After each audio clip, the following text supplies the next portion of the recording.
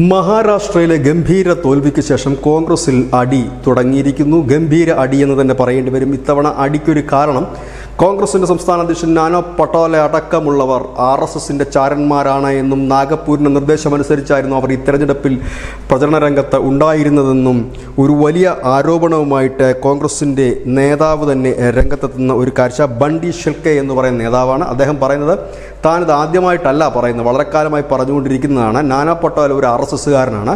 RSSന്റെ നിർദ്ദേശാനുസരണമാണ് അദ്ദേഹം ഈ സംസ്ഥാനത്ത് പ്രവർത്തിക്കുന്നത്.